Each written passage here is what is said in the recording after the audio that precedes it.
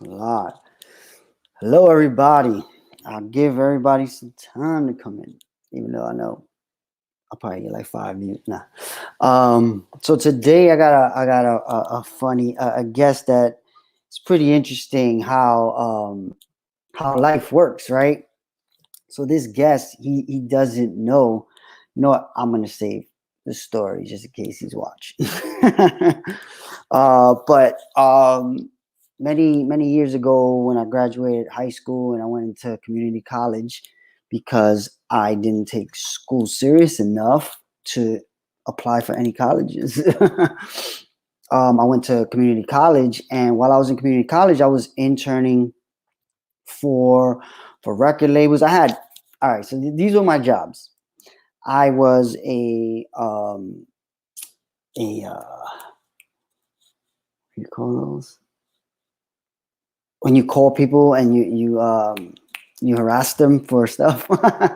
I was like a telemarketer. I was a telemarketer. So I was a telemarketer. I had a job at the mall selling sneakers at Finish Line.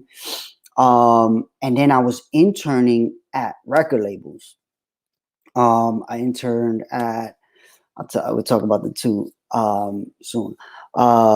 And the record label stuff didn't really make me money. The telemarketing thing made me the most money. And the sneakers thing was another, just, it was all right money, but it was just money. I was like 19 years old, something like that. Telemarketing really showed me how to like get on the phone and sell. Right. And then the sneaker sales showed me how to sell in person. And I never even noticed that I was okay at selling until many years later. And then I realized it started then. My first two jobs were my first, few jobs were selling. So I had to sell in person and I had to sell on the phone. And the telemarketing job, I actually had to convince people that telemarketing job was for me to help people refinance their home loans. And to do that, I had to run their credit on the phone. So people had to give me their social security numbers over the phone in like 1999, something like that. That was crazy. And every day we had to get at least 2 to 3 people to give us that information, or we would get fired.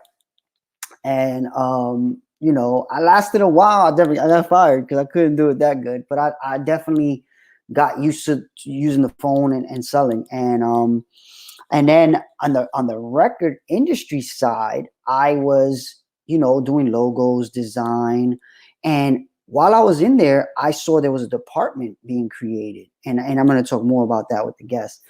That was online. They were starting to make websites for artists and communities, and I was in the design department. I said, you know what, I want to be in that web department, and I wasn't really getting paid like that. So I was like, you know what, I'm gonna go over there, and I learned how to make websites and all that by doing that. So I'm gonna try to get the guest on. He was like,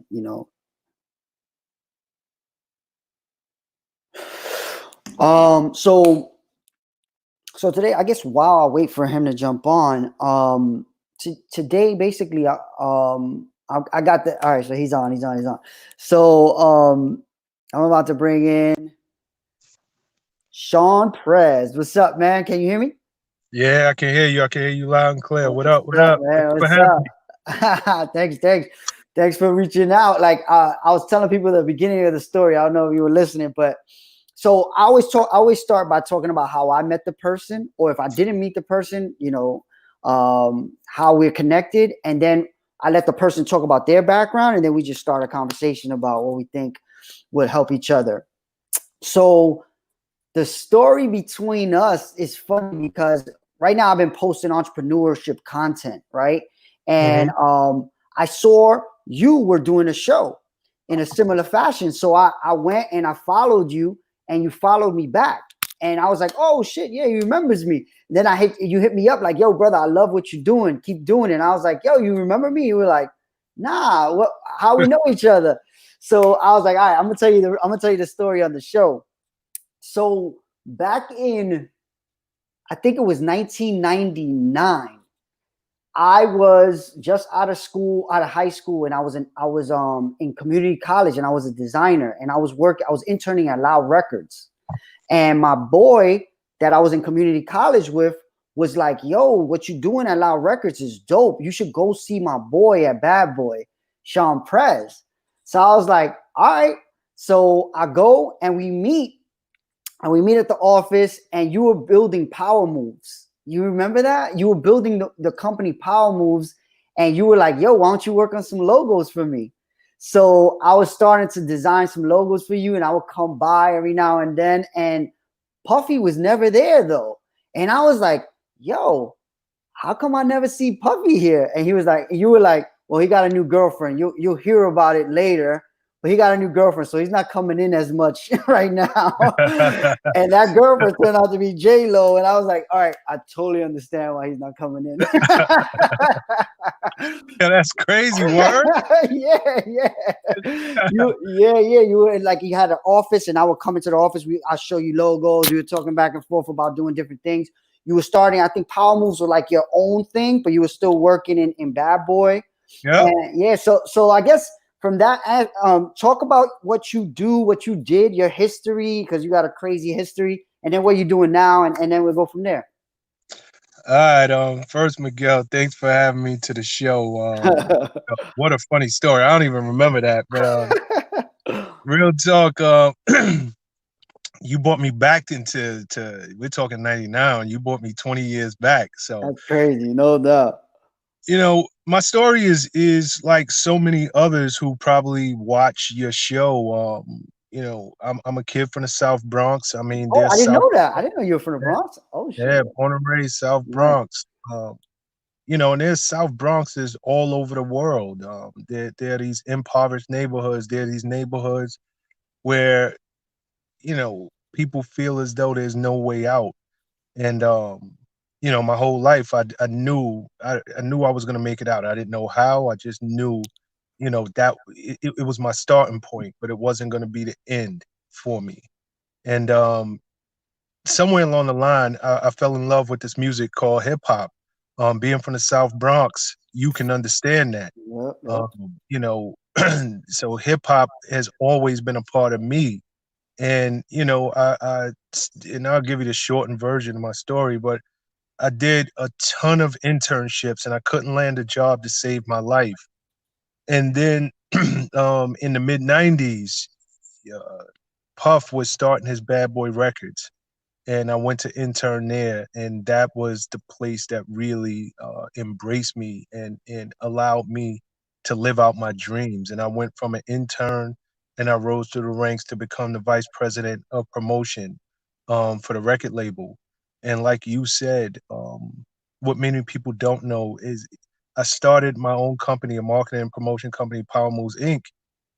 But Puff was gracious, and he allowed me to start my company using his infrastructure. Yep. That was So, cool. yeah, I mean, you couldn't ask for a better situation than that, because for me, I would rather him give me the opportunity than give me the money. I was earning a paycheck, and he knew my aspirations always was to become an entrepreneur. So when I told him I wanted to start this company, he was like, you know what? Why don't you do it under my roof, use my infrastructure, just don't F up. Just don't drop the ball with none of my records.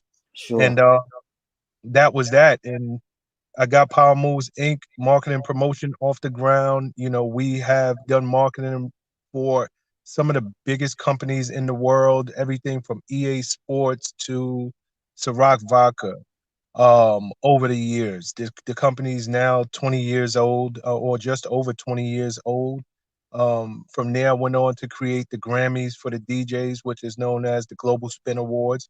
So it's the highest honor that any DJ can achieve in a calendar year. And now I've moved on. Well, those things are still operational and they're still going on. Um, but now I'm at a point in my life where, I want to give back. I want to give back to people who are like myself, who do not come from the best circumstances, who weren't born with a silver spoon in their mouth.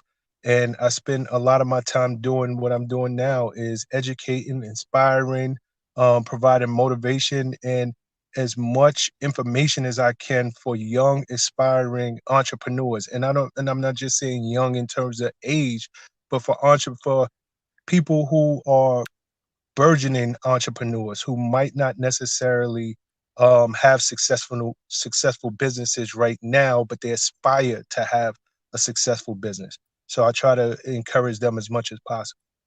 Yeah, and I mean, I see that, and even I remember thinking that when I would go to the office and I'd be like, wow, that's pretty cool of Puff, where this guy works for him. He has an important job for Puff, but he's letting him create his own company.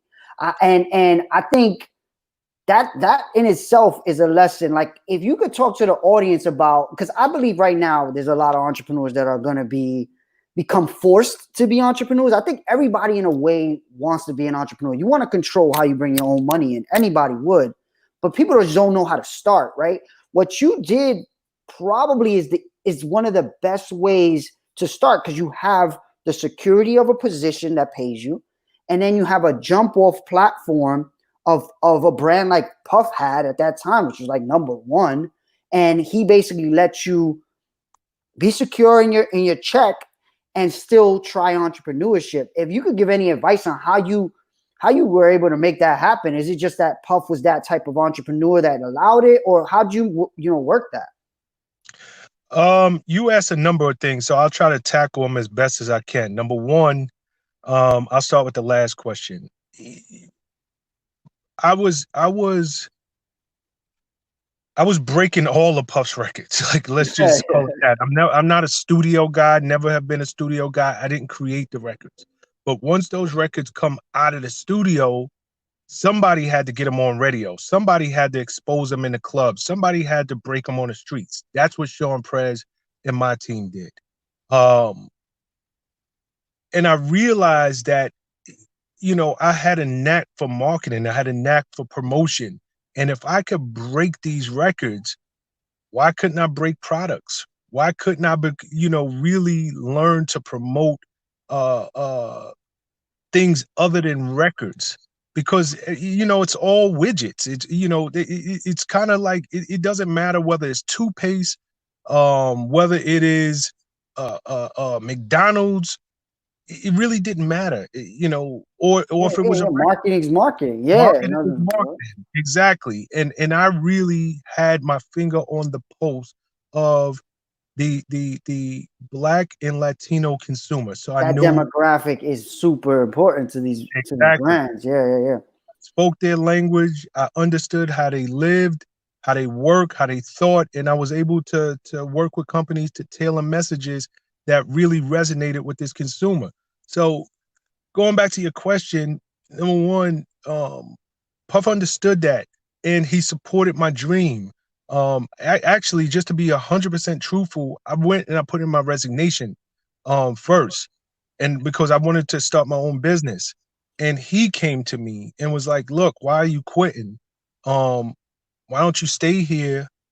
I'll give you the office space, the infrastructure. Just don't drop the ball with my stuff. Let that be your priority first." Because he understood, if I'm promoting for all these other brands, help him. I'm becoming a greater asset to him. No and doubt. Then I can really help with the records in a way that I couldn't help before. But you asked another important question, and this is my recommendation to anybody who wants to become an entrepreneur. You don't start a business out of the clear blue sky. You start a business while you're working for somebody else. And what I mean by that is people got it twisted. People got it all messed up. They think, let's just say they work a 9 to 5, wherever, FedEx, UPS, whatever it is, right? They go in, they work 9 to 5. I don't have time to start my business. What do you mean you don't have time to start your business? That 9 to 5, that's your side hustle. That's your side hustle. I love that. 1, when you get off work from 5 to 1, now you're working your job. We all got the same 24 hours in a day. It's just how are you spending yours and what are you willing to sacrifice? Do you have the discipline to stay committed to starting your business? So I tell everybody, start your business while you have a job. Whereas with me, I had the blessing from my employer at the time. Your employer doesn't have to necessarily know, be part of it, even understand what you're doing. When you punch out, go to work for yourself. 100%, 100%. And that's a lesson and a half right there. And that's awesome that you say that, because it is kind of thought of, and even me for a very long time, I used to tell myself, if I'm not willing to burn the ships and go all in on this thing, I'm not a true entrepreneur. And it took recently, probably like within the last year or so, I read a book called The Innovators or something like that. I'll find it. And the guy said the most successful entrepreneurs, they do what you said. Like even Bill Gates had a job when he started Microsoft. He had a backup plan, not a job. He was at Harvard and he left Harvard, but he told Harvard, look, I'm starting this, but I'm still going to try to do Harvard while I'm doing it. And they were like, okay, just take a sabbatical. If it doesn't work out, come back. So most of the big entrepreneurs, they have backup plans. Jeff Bezos too. He was in the finance market and he was building this while he was making money in Wall Street, right? And then he made Amazon, right? And he used all his friends and his connections to blow up Amazon. So like, that's such an important point. Right now, though, it's a tough time, right? Where a lot of people don't even have that job. But one thing that you said that I want to make sure I don't forget is, I feel like a lot of times I used to tell young entrepreneurs this: you give all your good energy to your employer, and then you give your weak energy to yourself for your goals and your ideas. You got to figure out how to ramp it back up, because that's what I hear a lot. I'm so tired when I get home, though. You know what I mean? I just worked the whole day. Now I'm gonna do this, and it's like, yo, you got to figure out how to ramp yourself up, because this is the most important job. Like you said, the job is your side hustle. Your entrepreneurship is your main hustle, because it will last forever. And I do think it's pretty cool that your employee at the time, like you said, Puffy, was willing to give you that opportunity, because certain people would have been like, all right, good luck, and he had the foresight to see that it benefited him and you, to put you in that position where you could stay and still do what you wanted to do. So fast forward, I knew you had done the Global Spin Awards and all that. What's the story of how you went from breaking records to brands to creating that? Like how'd you take that route? I want to first comment on something you said. I don't want anybody to look at their job as a quote unquote backup plan. Just look at it as the thing that's paying your bills. But your mindset has to be, there is no backup plan, just to be honest. This is what's paying my bills for now. Mm-hmm, mm-hmm. But I'm going all in on this dream of mine. And one other thing that you said, if you are too tired, if you quote unquote have a dream, this is my dream, this is what I want to do, I just want to be an entrepreneur, I want to open a restaurant, I want to do whatever, right? But you claim you're too tired, you claim you don't have the time, you claim I just can't find, a way to fit this in my day, then I got news for you. That ain't your dream. That ain't the thing you love. Yeah. That might be the thing that's coming out your mouth that you say you love, but 100%. When you love to do something, you find time for it. If you bump into the man of your dreams, the woman of your dreams right now, I guarantee you're going to find time to be on the phone all night. You're going to find time to go, cross town, state to state, do whatever, to visit, text all day. But why? Because you're passionate about that person and you want to spend time with them. So you'll find the time. When I hear entrepreneurs saying stuff like that, I tell them, don't waste your time. Come back when you're serious, because all you're gonna do is just waste your own time. And So money. when you Yeah, give, yeah, no doubt. then you'll be like, you'll understand. I don't care. Like, if I gotta get less sleep, if I have to learn a new skill set, if I have to be uncomfortable, all of that's worth it, because the thing that I want to do is the most important thing in my life to me. And I'm willing to sacrifice and commit and have the discipline to see it through. So that's just my thoughts about that. But in terms of my own journey, I was promoting, at the time, I'm breaking, when Bad Boy kicked off, we didn't know Bad Boy was gonna be what it became. We didn't know that it was not just gonna become this record label that puts out record after record. Think about it. We were batting 1,000 at that time. Every record that Bad Boy put out was becoming a No doubt. every record. Everything. So it was unheard of. And then on top of it, we were changing culture. It wasn't just Bad Boy was a lifestyle driven record label. It wasn't just a record label that revolved around the music. It revolved around fashion. For anybody who's old enough, to remember those days, hip hop was gritty. It was grimy. Every artist you saw, had their pants way down to their knees, and it was all about how hard you could be. Puff came in and changed the game. Puff came in while everybody was drinking 40s. You had people like Ice Cube promoting malt liquor and all of that. Like, Puff came in and introduced champagne and bottles to the game. Yep. He introduced Entertainment in a way, right? 100%. Like, he completely Yeah. changed the game. So I was on the front line of the marketing and promotion, directly on the marketing and promotion of all of these acts. And I started to get calls from other companies who wanted to know, how are you breaking these acts? How are you getting into the hood of Detroit? How are you getting into the hoods, the third ward, fifth ward, ninth ward down in New Orleans? How are you getting your music into, the hoods of Houston? Because we have brands, we got these products, and we want to get into the same places. So I would start to take on these independent clients, initially just to make extra money. And after a while, I was like, hold on, like this is a real business here. So I Oh, started to solicit more, and I created my company.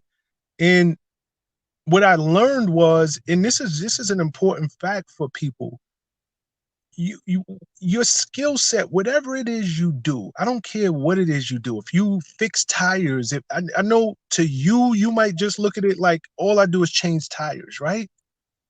But there is something in your skill set that is transferable to a whole other industry. And in my case, I was breaking just records, but that skill set of marketing and promotion, it was transferable to any industry because everybody needs marketing and promotion. 100%. So I had to start to think outside the box. I had to start to understand I'm not just limited to records. Yep. This is just what I'm doing now. 100%. But my ability to create brands and market and promote, and to really touch this all elusive African American and Latino consumer, that was a highly sought after 1,000%. trait that was needed in the community. I mean, needed in the marketplace. 100%. So, Yeah. And I have a similar, right? Like, because when I was interning, I interned at Loud Records. I was trying to intern with you guys at Bad Boy here and there. But what with the intern game, like you said, you intern a bunch of places and you don't really make money like that, right? Especially in hip hop early, like in those times, it was like come in, do stuff, you maybe make a couple bucks here and there. You got to figure out some side hustles, especially in hip hop those days. But what was happening at Loud Records was they were making something. I don't know if you remember, it was called AKA.com. You remember that website, I don't. aka.com? So aka.com was one of the first websites dedicated to hip hop. So it came out of Loud Records, and it was like right there. Like I'm interning, making logos for Raekwon and stuff like that. And then I see this room with just these nerds, on computers. So I'm like, what you guys doing in here? And they're like, well, we're working on this thing called, websites and stuff like that. So I just keep popping my head in. And around that time, I was talking to the guy who connected us, and I was showing him the Raekwon logos and all that. And that's when I came in and I showed you all my stuff, and you were like, why don't you work on something for me? But at that same time, the reason why I stopped coming back to Bad Boy was I got into that I got into that room. I was like, all right, what do I got to be in this room? Because I think this room is the future. And it's not just hip hop future. I think it's the future, right? The internet, right? So I went in that room and I learned how to code there. Like I didn't go to school for this. I learned because of that room.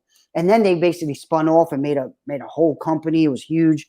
But I thought the same way. And I think part of what you said in the very beginning about knowing you're going to make it out, you just don't know how. I think early on, especially in our time, like hip hop or entertainment, music or entertainment was really one of the main two ways only, right? Like it was very specific. If you're from the Bronx or from the hood, you better know somebody in hip hop or in sports, right? And what I saw with this technology thing was this is a way to level the playing field, because what these people are working on, it's not like they're working on $1 million machine. You could buy one of these and be in the game tomorrow. So I was already thinking, okay, and just like you said, this skill set is not just for hip hop. If I learn this, I will get corporations and stuff. And then I went from aka.com and I worked for Disney. And I remember when I went to work for Disney, a lot of my friends from hip hop, because I a lot of my friends. You must Buddha, Gabi, from Loud Records. Mm-hmm. They were like, yo, because Buddha started street teaming, right? And he would always be like, yo, get me Disney as a client. And I was like, look, I'm on the digital department. They don't do the same things. But it just, being in that marketing world and understanding it, still to this day, it benefits me. And I think, us as being from, communities like the Bronx, we have this hustle in us, this mentality to look for opportunity. And right now with this Corona thing, there's opportunity everywhere. It's really about using, like you said, whatever skill set you already have and start figuring out how to use it towards opportunities that are arising. Like even the tire changer, right? Right now, there's less people driving, but maybe that person can think of another way of doing whatever they do. Like there's a bunch of print shops turning into mask creation shops, right? They're creating masks right now and they're making money. Right now, I believe everybody's an entrepreneur because nobody knows where the next dollar's coming from. Even the richest people are like, damn, my restaurants, my hotels, my businesses are closed. So like literally yesterday, I was on a call with a guy that's doing stuff to bring in products that he believes will move right now from every place in the world because he sees the opportunity, and that's basically what's happening right now. So in your industry, are you still doing the global spin records? What do you do right now, before all this was going on?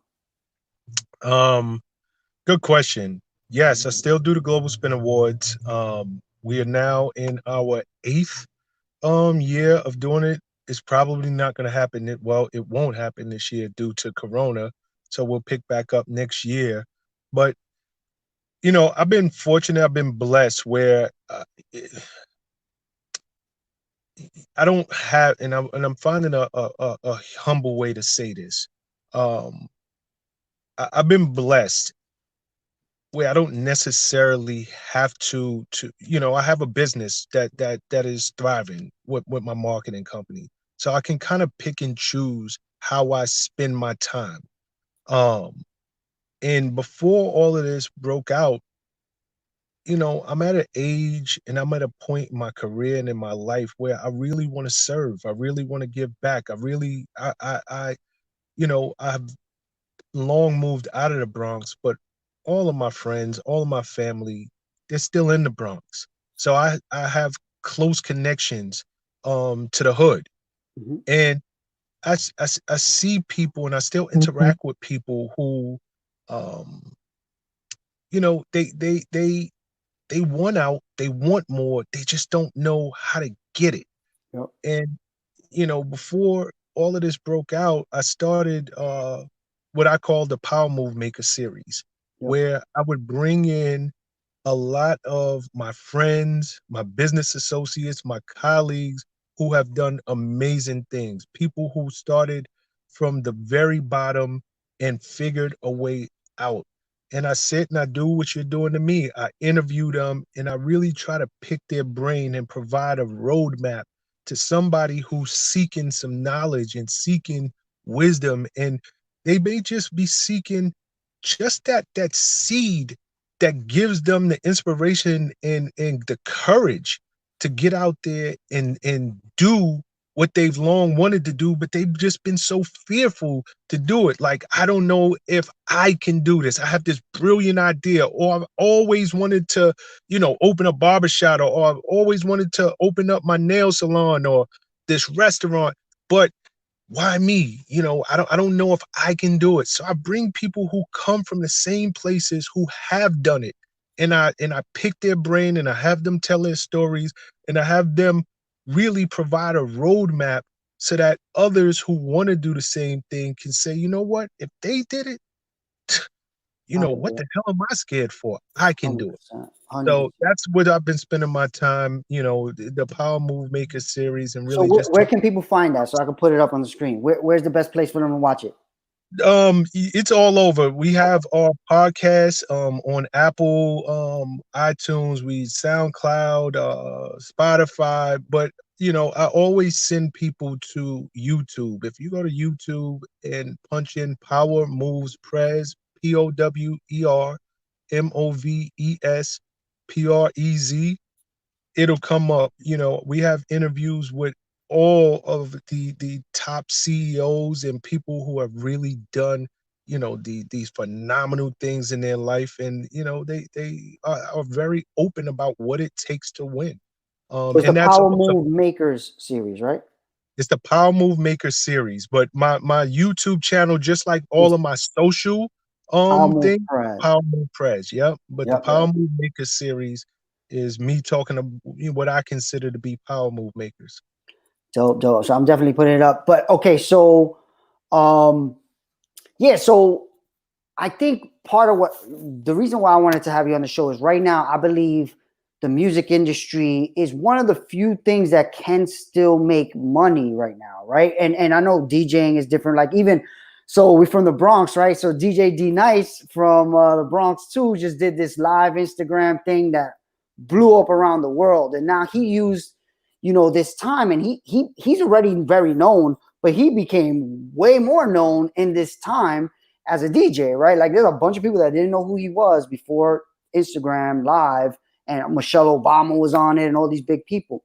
So content creation is another big thing I keep telling people. Like even this show, right? I told myself when this thing hit, I was like, man, people are gonna be home with nothing to do. This is the time to be creating content and educating people on what the hell is about to happen, because I believe we all are entrepreneurs right now. Everybody trying to figure out how to make their next buck, right? So I'm in the same lane as you. I'm from the Bronx.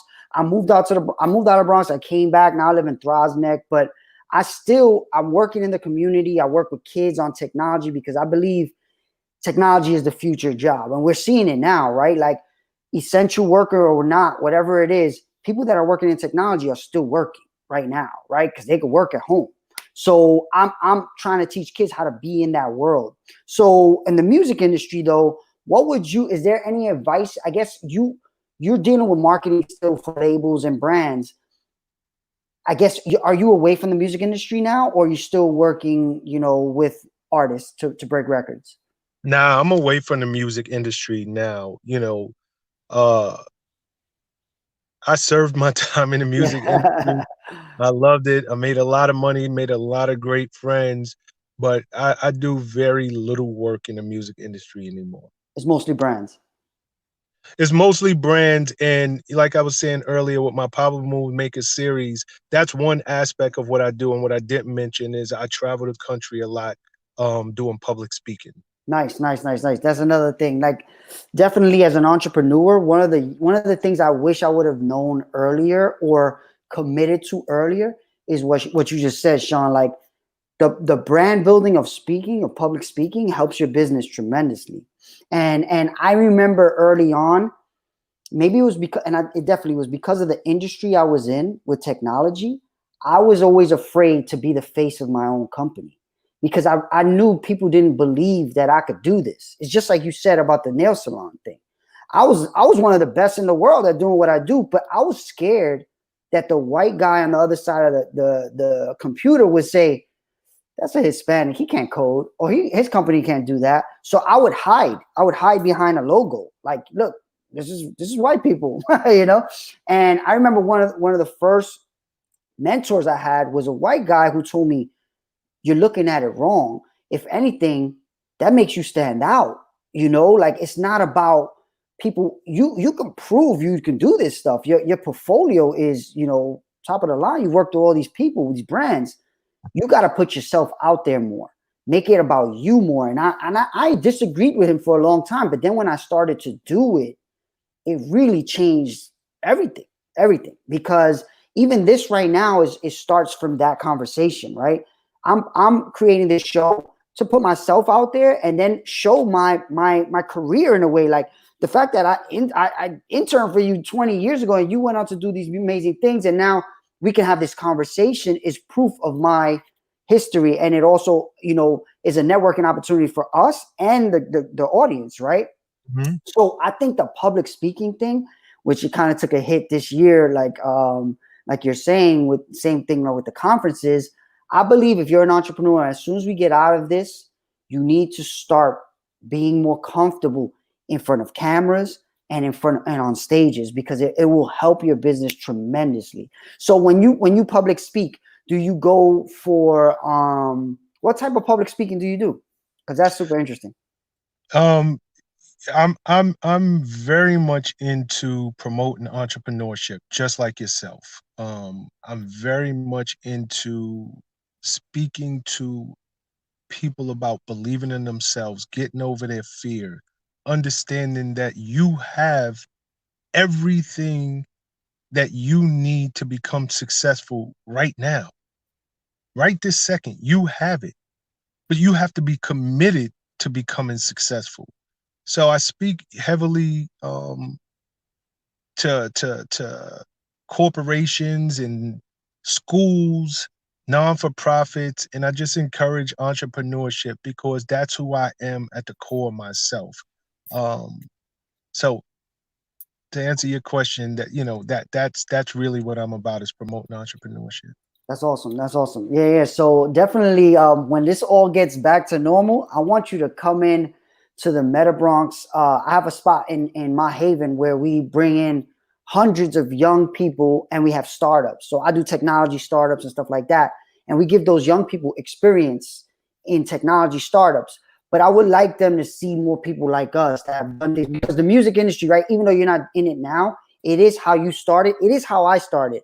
I don't really tell a lot of people that my history started out in the music industry, because I really early on, I tried to be as separated from that as possible, because I thought if I went into these corporations and I spoke about being from the music industry, it would be, oh, same old idea. And I really wanted to make that division and say, no, I'm a tech guy, you know. So I wanted to like sever those ties. But in our community, that's not a good thing, right? It's good for them to see that it's not only about, you know, the current situation. It's about however you make it, you know. And if you get in, however you get in, because the music industry back in our days, that was like knowing people in the top of the line. And I was lucky to be on a block where I grew up with Buddha and Gabi. They literally lived in my same building.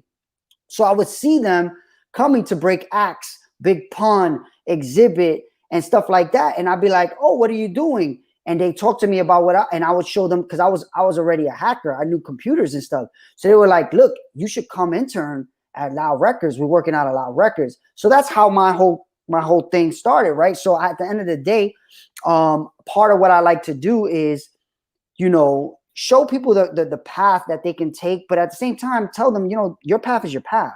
you're gonna have to go the way makes sense for you. So I got another guest that's coming on that he's my mentor, and I would really love him to go back and forth with us too. I'm about to bring him on. Beautiful. Paco, can you hear me? So while Paco's, I don't know, he's having issues, but all right, Paco, can you hear me? So I'm gonna give you Paco's background, Shawn, while he's we can't hear you, Paco, yet. Paco is the first angel investor from the Bronx. So he works for me at Meta Bronx. He invests in tech startups. He's like the OG of the Bronx in investing, real estate, politics, and we've been working together for a few years now, working on many different businesses. And I told him, I was gonna have you on, and he was like, "I'll jump on and see if we could talk about anything cool." So Paco, can you hear me? I can't hear you. Maybe refresh or take off Bluetooth. You might be on Bluetooth.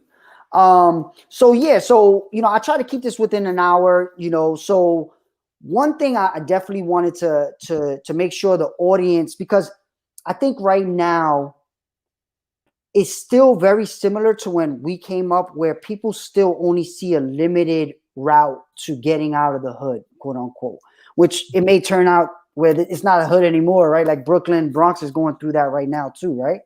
But what I fear is the prices are going to go up and people are going to get kicked out and they don't really have any place to go. The truth is, people that got kicked out of Brooklyn came to the Bronx. Now, if they get kicked out of the Bronx, where do they go? My whole thing is I want people to get the skill set so they'll be able to stay.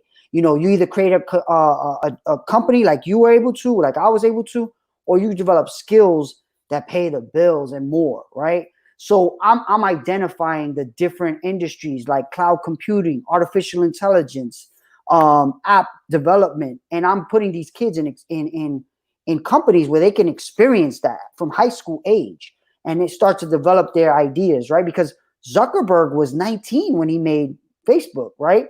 But our kids in our communities don't even have that option, really, right? So part of what I'm trying to do is that, and that's why I was saying, like, if I could have you come by, speak to the kids, of course, once it's over, and even while it's on, we're working on trying to do our internship remote right now, like this. So once that happens, maybe there's an opportunity for you to speak, to the people, to the kids through a format like this. Paco, can you hear us? Can you? No, I can't hear you though. I can't hear you. I guess if you had to give advice to a young kid, or like you said, I like the way you put that, a young entrepreneur. I do believe right now everybody is opening up to that option versus before. Many people thought, like you said before, I can't do that. That's not built for me. It's not something I can do. I think more and more people are getting to the position where they say, I have to do this now. I need to be. It's irresponsible for me to only be relying on a job. And I've always thought that. I always thought, and I even was coming up with this thing called Side Hustle University to just start pushing people into the thought process of creating something that makes you money alongside your actual job, right? But again, I'm involved in too many things. That's another entrepreneur trait that Paco's actually working with me on shortening the list of things I'm involved in. But what would you say is advice you could give to a young entrepreneur right now, in this time right now? It starts with this. It's a mindset, man. You have to, number one, believe. You have to believe that you're worthy. You have to believe that Shawn Prez, Miguel Sanchez, we're not special.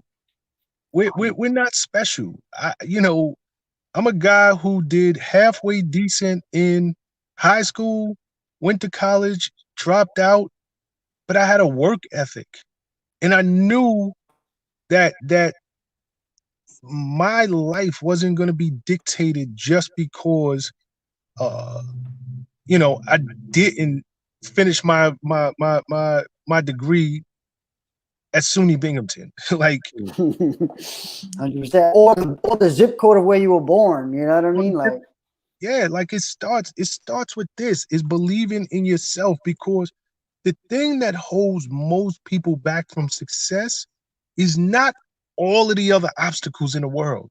It's themselves. They don't believe. They do not believe that they, little old me, can become successful. And they're fearful. They give themselves every reason in the world to believe that somebody else is better than them, is more equipped than them, is smarter than them. No, I don't care. You know, you might not be book smart, but you have street smarts. You might not have street smarts, but you're a whiz kid when it comes to technology. You might not have, you know, the ability to be technically sufficient, but you know, you're analytical. You have a skill set. You just have to first believe in you. So I tell everybody, stop fearing. It starts with the mindset first and foremost. You have to believe in you. And then it's very simple. You have to be committed and you have to have discipline. Most people don't succeed because when the going gets rough, when things don't go as they planned, you know, they're working and they're working and they're working and the money's not coming in, they instantly say, I knew this wasn't going to work. Or, you know what? I don't know if this idea is as great as I thought it was going to be. Then what did you start it for in the beginning? Because it couldn't have been for, you know, you couldn't, it's never going to be easy. If this was going to be easy, everybody would be doing it. Everybody would do it. Exactly. So mm, you're like most businesses, 90% of the businesses, they start and then there's this period of failing, not making money, you're struggling to pay your bills, this, that, and the third. But while that's happening, you're learning. If you stay committed to it, you stay focused on your dream, you're learning. And eventually it turns around. But most people never get through that phase because they start to think to themselves, this is too hard. I can't pay my bills. I'd rather go get a job. And, you know, I need something that's just going to pay my bills. No, suck it up. Figure this thing out. Figure it out. And they never get to that point of figuring it out. They never get to the point of really assessing and analyzing why isn't this working? Yep. You know, it's the same thing with me, right? In all that I've done in this lifetime, one of the things I regret now was I never embraced social media, ever. You know, even at the peak of my career, whether it was with my company, Global Spin Awards, you know, the marketing side, the working alongside Puff and all of the greats traveling the world, I never embraced social media. But now I need it. Yeah. Because you know, I'm you know, out there and I'm public speaking and I'm really trying to get my audience up and everything. And I could, if you know, I get frustrated. I put videos out, I do interview, and they're not getting the millions of views that I see some of the other people getting. And I'm like, damn, like what the hell do I need to do to get these views? But I'm not giving up. I'm not, because number one, I love what I do. I didn't get into this. I got into this because this was my calling. I got into this because it was a sound idea and it was a worthy idea. And just because things are not going as planned, I'm not packing it up. I'm going to crack the code and I'm going to grow my numbers and I'm going to grow the audience. And eventually, this message that I'm trying to get out to the world, it's going to be heard by millions. I'm not going to turn my back just because it's not going as planned right out the gate. And I think that so many people do that. They get frustrated. And they give up. You got built for this thing, man. And you know, that would be my advice. Like you be committed to your dream. You know what's funny? The way you say that, and it reminds me of when I first started. The first business I started was I was starting to code people's websites, right? So I went and I was working for a huge construction company owned by a Latino. He asked me to make his website. So I go in, and it was a decent amount of money. It was one of my first big websites. And he tells me, I can tell you're starting a business. He's like, but I'm not, I'm going to still work with you. But I want you to know something. It's going to take you 10 hard years before you really even understand what a business is. And I remember thinking, you're right, that's you. But I was like very respectful, you know, in my head, I was like, I'm a whiz kid, right? I'm like, I know technology, but he was so right. It's crazy. Like you go through these like peaks and valleys that are freaking tough mentally, financially, right? And that's why I said in the very beginning, I always felt like I needed to burn the ships. I couldn't have a path back to whatever it was that was the safety. And of course I had to every now and then, but I would feel like a loser whenever I had to go back and like grab a ship and go back to something else to pay me for a little while. But part of what I think, you know, this your conversation reminds me of is you gotta be so driven by you gotta be so motivated and driven by your goal that these like lows, they're just like speed bumps, you know, like you can't really like let them stop you. I'm sorry to cut in, but No, go ahead. people look at these speed bumps as though they are stop signs. They're not stop signs. That's good. They're pause. That's it. It's a pause button for just a second. Yep. It's not the stop. And if you and I said it before, you got to be built for this thing, and you have to be driven by your dream and understanding this thing was never going to be easy. It never. I don't care what it is you're doing. Yeah. Like whoever gave you that advice gave you sound advice. It might take you 10 years before you understand what a business really is. And what I mean by that is, you know, everybody sees the oh, he has a business or she has a business. What they don't see is all of the back end bills and commitments and, you know, things that it takes to keep the lights on in a business. You know, people, if you hire an employee, that person's life depends on you at this point. Like they pay their bills, they take care of their family based on you paying them every 2 weeks. Yeah. And you have to make sure that their check doesn't bounce. Rain, sleet, or shine. Like you can't just be like, oh, we had a difficult time, you know, in the company this week, so you don't get paid. People don't want to hear that. There's a lot that goes into this. So, you know, it's never like entrepreneurship is beautiful. There's a lot of freedom, but that's all people focus on is I want to be my own boss. I just can't work for nobody. I don't like people telling me what to do. I'm not good with authority. Well, are you good with the suffering that comes with being an entrepreneur? Are you good with, you know, they say heavy is the crown. Yeah. Like you wear the crown, you the boss. That crown is heavy because everything falls on your lap. And if you're a person who breaks easy, if you're a person who folds easy, I guarantee you, entrepreneurship ain't for you. But if you're a person who's committed and dedicated and believe that this dream you have is real, then I say go after it, and you go after it like somebody is attacking your firstborn child. Like you have to be relentless about it. I don't care what comes in your way, what it is, the obstacles that present themselves.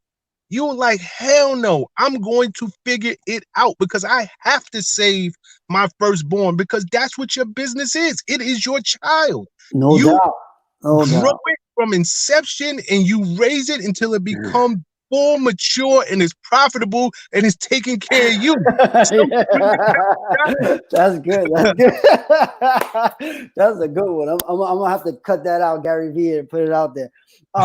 That's really good. That's actually really good. Another thing that what you just said reminded me is you have to kind of believe you're the only one that can make this happen, right? You have to say, you know, if I don't do this, it ain't gonna happen. And I don't mean like, all right, there's 1,000 pizza shops and I'm gonna make a pizza shop. So no, this pizza shop, this one, it don't happen if I don't make it happen. So this is on me. And another big thing that you said that really triggers a conversation I have with a lot of entrepreneurs about the freedom.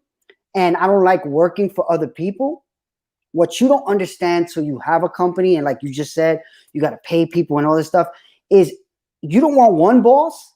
When you are the boss, you have a bunch of bosses. Your clients are your boss. Your employees are your boss. Your vendors are your boss, because at the end of the day, you need to keep them working with you. You might be this level, but if you're not taking into account everybody's needs and making sure that they have them, your whole company's out of business. So you have to really think in terms of, how can I help everybody help me, right? Do this because I know they need me and I need them. So one of the biggest things that, like, you know, a turning point that you can go through as a boss is you start treating people bad. You know what I mean? You've seen bosses that treat people bad and they just treat them that way because they know they can. But I believe, you know, you get better results if you treat people how you wanted to be treated. Like what Puff did for you. I treat people the same way. When people come to work with me, the first question I ask them is not, what can you do for me? It's, if you had your dream job when you were a child, what was your dream job? And most of the time it's like, I wish I could have worked at the NBA, or I could, you know, because I know they didn't grow up trying to work for mass ideation doing crazy technology marketing, because I didn't exist. They had a dream, right? So what I say is, look, I'm going to help you on that path of whatever dream you had.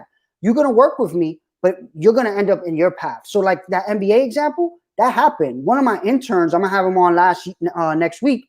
He came in and he was like, his answer was, I really wish I could work for the NBA. And I was like, how would you think that you could do it? He's like, I don't know, maybe marketing. So I said, all right, we're going to start. Every project you do with me is going to align you to work for the NBA. The guy ended up being one of the social media guys for the NBA in less than 3 years from when he interned for me, partly because of the way I helped push him along, right? Like anything I put him on was me thinking, how do I benefit him? How does this project benefit him once he leaves my organization, right? And I believe that's how entrepreneurship is going to have to go going forward. This way of, the way it's gone right now is showing right now how bad the landscape of companies and corporations, how they treat people. And right now with all this unemployment and how people are being laid off, and AI, I'm a technology guy, AI is going to change everything. And there's going to be a lot of people that don't have the job they currently have. And there's going to be a lot of companies that they don't, the same way you said, I wish I would have embraced social media. Every entrepreneur that doesn't embrace AI is going to be screwed. Probably way worse than social media. So, that's kind of my soapbox. But, to keep it within the hour, what is any final, how can people find you? I know I got it scrolling on the bottom, YouTube Power Moves Prez, to see the Power Moves Maker series. So anything you're looking for now, maybe somebody in my audience can help you with, or maybe I can help you with. What are some things that you're looking for as an entrepreneur, or creating your show? I just told you, I would love someone who understands digital marketing in a way that I don't. Someone who understands how, really understands how to read analytics, because we have tons of content, and like you, we have what I consider to be it's a necessary message to get out to our people. We're trying to provide education. We're trying to empower our people to just take that next step to become self-sufficient. Um, and I'm in it for the long haul. So yeah, I could sit around and wait for this content to grow organically. But if there's anybody out there who really understands how to grow an audience, read analytics, digital marketing, give me a shout. So that's number one. And number two is, Miguel, again, I thank you for having me on. I love what you're doing. I think we as people have to we gotta get over ourselves, right? And what I mean by that is, when you hit me and you're like, yo, you want to come on the show, it was immediate. Like, I'm there. What do you need? Yep. I think as people, when we have to understand we're no better than one another. If I can help you, why wouldn't I? Like, why wouldn't I help you? And we need to start looking at one another that way. Like, just because you make more money or you got more clout or you know, a little more popular, if somebody needs a hand, give it to them. Simple as that. Give it to them, because you don't know that you know, few cents you're putting into the goodwill bank, you don't know where it's gonna How it come back. comes back. Just Yep. you 100%. gave your person a start, the person's interning for you, and then they go on 3 years later and they're doing social media for the NBA. For all you know, that person could be the one who turns around and gives you a contract with the NBA. Who knows? So I just, I would love to tell people, just in my part, like, be kind to one another. We're going through a crazy time in this world, and we understand that life is fragile as a mother. Like it really is. Yep. The if we learn anything through this experience, we need each other. Like, we really do.